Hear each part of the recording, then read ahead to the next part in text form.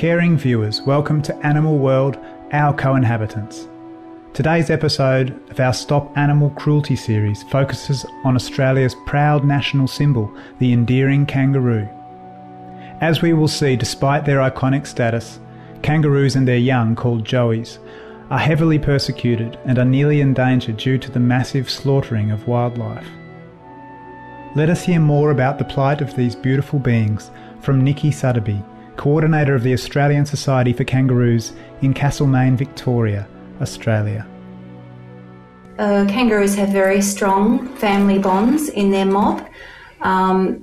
They have very close relationships with their joeys, and they're reliant on their mother, the joey, until they're about 18 months of age. They will feed from her, particularly in the eastern greys. And the daughters, the female joeys, will stay with their mother for the rest of their life. And the big males are also a very important part of the hierarchy and social structure. They not only protect the female from the advances of younger males, they also teach the young joeys and have a lot of interaction with the young joeys, teaching them the rules of the group and survival skills. And the female kangaroos teach the young joeys also the rules of the mob and how to look after their young and survive. So there's some very strong bonds within kangaroos. People that raise kangaroos, they will tell you that they're extremely intelligent animals and extremely sensitive, and they suffer a lot of grief when their family members are killed or when they're stressed. And certainly there's stories of the mothers dying when their joey dies. So a mother is a mother, and these animals are suffering intensely under this cruel industry that's going on night after night in Australia.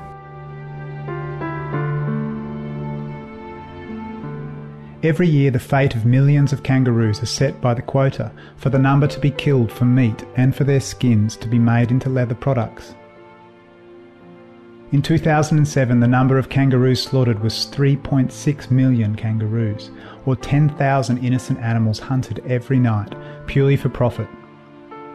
However, this does not include the number of kangaroos that are shot, but escape capture, or the helpless babies, the joeys, which are ruthlessly and barbarically bludgeoned to death. The true scale of the massacre may be 2 or 3 times higher. The cruelty and suffering inflicted on these extremely sensitive animals is unimaginable.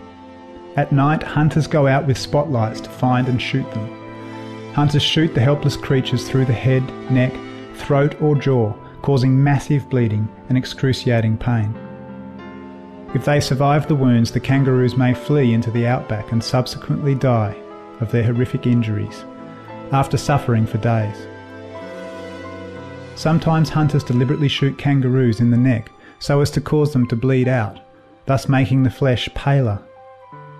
As consumers prefer eating whiter meat, so with higher demand, it is thus more profitable. It has also been reported that some hunters deliberately avoid making a lethal shot and instead shoot to down the animal so that it can be taken alive to the slaughterhouse. Again, this is done out of greed, as the fresher the meat, the more money it fetches. When these downed kangaroos are loaded into trucks, their legs are broken and snapped in half in order to stop them from jumping away. Kangaroos, Myths and Realities is a book by a coalition of citizens and scientists who have joined to expose the myths underlying the persecution and exploitation of Australia's kangaroo. Ms. Suddaby reads an excerpt in the book of an account by a former hunter. He tells of the cruelty of kangaroo killings. It talks about what actually happens to individual animals on a regular basis that you wouldn't know about. The mouth of a kangaroo can be blown off, and the kangaroo can escape to die of shock and starvation later on. Forearms can be blown off, as can ears, eyes and noses. Stomachs can be hit, expelling the contents with the kangaroo still alive. Backbones can be pulverised to an unrecognisable state. Hind legs can be shattered with the kangaroo desperately trying to get away on the other or without the use of either. To deny that this goes on is just an exercise in attempting to fool the public. It has been estimated that up to 80% of the kangaroos killed each year in Australia are females. A female kangaroo usually carries a baby in her pouch and may also have a dependent child, known as an ex-pouch joey, accompanying her. When the mother is killed, the baby and child, and of course her family, experience great distress. The baby in the pouch mostly does not survive, and chances are slim for the ex-pouch joey as well, who was dependent on his mother for milk protection and love, and is now left to fend for itself. Ms. Sutterby reads another excerpt from Kangaroos, Myths and Realities on what awaits these orphan children. One of the things he talks about is kangaroos have a social life not unlike humans, with strong mother and joey ties, companions, relatives and the like. When continually shot, kangaroos fret for loved ones, their own lives being forced to live in a state of spasmodic terror. Kangaroos can be and are horribly wounded. In-pouch joeys are bludgeoned to death.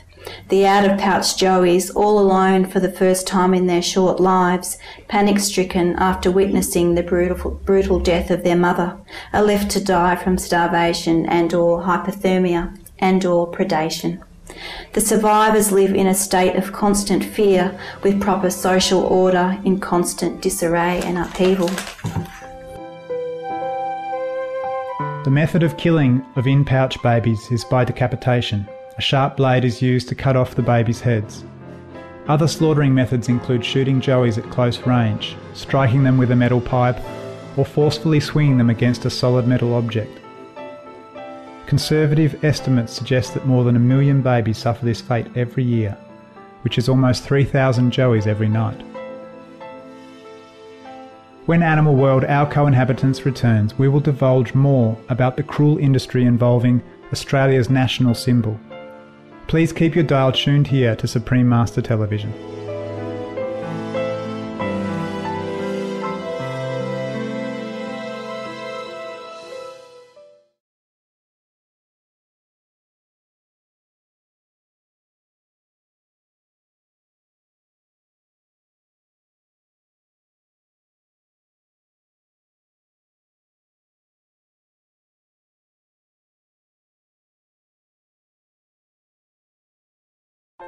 Thank you for joining us again for today's Stop Animal Cruelty show on Animal World, Our Co-Inhabitants.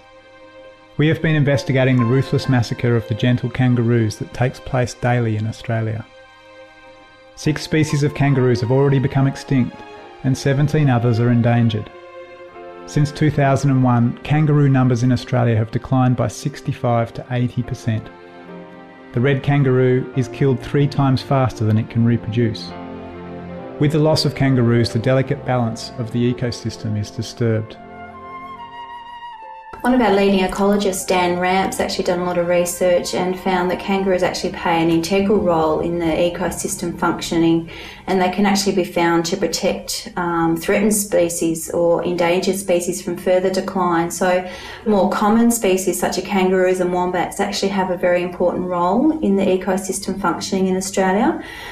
In a more significant way, they regenerate native grasses just in the way they move around through their faeces, the way their claws push the seeds into the ground like a planting.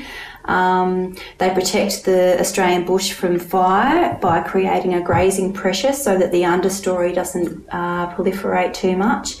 Kangaroo is actually a very important part of the ecology, but they've been persecuted and made out to be quite different to that. There have been myths spread out regarding kangaroos. One unfounded belief is that kangaroos compete for food with cows.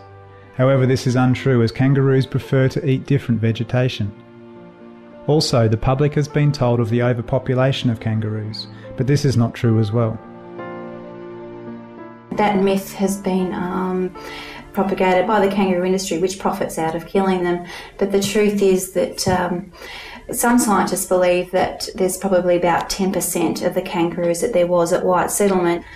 So the fact is that kangaroos have actually been decimated through loss of habitat, drought, and the kangaroo industry, which is taking massive amounts of kangaroos and selling them for next to nothing. So, yes, a lot of the myth around about kangaroos being in plague proportions, but please don't be brainwashed. Kangaroos can actually only have one joey per year, and this joey has a mortality rate of about 60 to 80%, and it's relying on its mother for about 18 months. So it's impossible for kangaroos to become in plague proportions, and they'll only breed according to what the food availability is. So in drought, they'll actually stop breeding.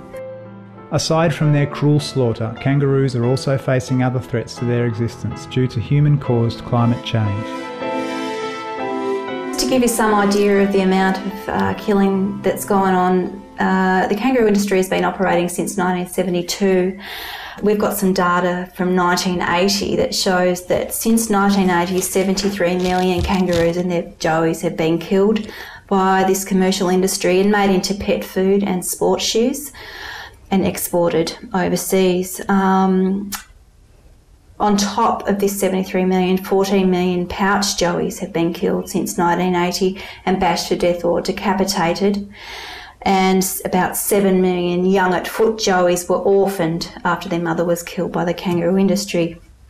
Now this combined with years of intense drought, flood, fire and climate change and loss of habitat, as well as legal and illegal killing of kangaroos. We believe that in excess of 2 times the commercial quota of kangaroos, which is 3.6 million, we believe probably every year about 7 to 10 million kangaroos are dying this way. So now we're seeing a situation where government data that was taken from each state and their data shows that kangaroos are now at less than 5 per square kilometre across most of Australia, except probably Victoria and Western Australia. Now this data is defined as a critical minimum density for kangaroos, and the Murray-Darling Commission believes that this is at risk of extinction at these levels. So less than 5 per square kilometre, which they are now at, means the kangaroo is at risk of extinction. Yet the kangaroo industry has been allowed to continue. It's killing kangaroos in areas where they're at risk of extinction. It's killing juveniles of weights around 20 kilograms, and it's killing around 50% female, which has been shown to be a great risk of extinction, and it's also killing them faster than they can breed. So we believe that our kangaroos are really in trouble, and unless the kangaroo industry is stopped straight away, we will lose our icon forever. Although 60 to 70% of kangaroo meat is consumed within Australia, some is exported and eaten in restaurants around the world. In addition, the skin or leather is also exported to the US and Italy to make soccer shoes, as well as gloves and other such items, and labelled as K-leather or RKT to disguise the fact that they are made from kangaroo skin. While the commercial kangaroo killing industry is marked at $140 million US, the tourism industry is worth $60 billion US. The second most important reason that visitors come to Australia is to see wild kangaroos, with 50% of tourists saying they are disappointed at not seeing the numbers of wild kangaroos they had hoped to. Clearly, kangaroos are more valuable alive, both from an economic perspective and from an ecological and moral one. Dr. Steve Garlick of the University of the Sunshine Coast in Australia, who rehabilitates sick and injured kangaroos, emphasises that awareness is key to stopping cruelty to kangaroos.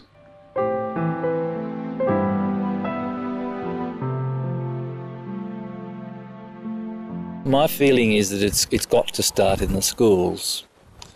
Good education, not just about the biophysical aspects, the biological aspects of native animals, we know all about that, but about the relations that humans have with animals.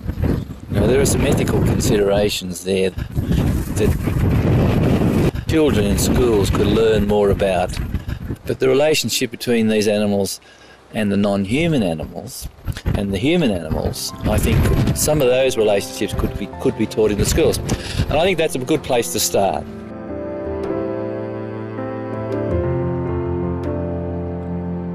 The only way to stop the inhumane treatment of kangaroos is to not support the industry. Furthermore, we can save lives by refraining from the consumption and use of all products containing kangaroo or other animals.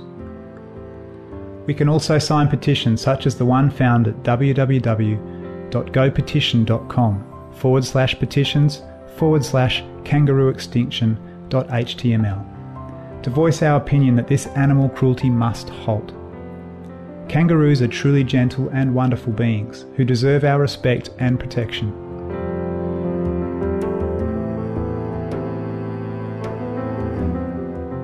Thank you for your presence today for Animal World, Our Co-Inhabitants on Supreme Master Television. Coming up next is enlightening entertainment right after noteworthy news. Let us herald a new era in peaceful coexistence with all beings.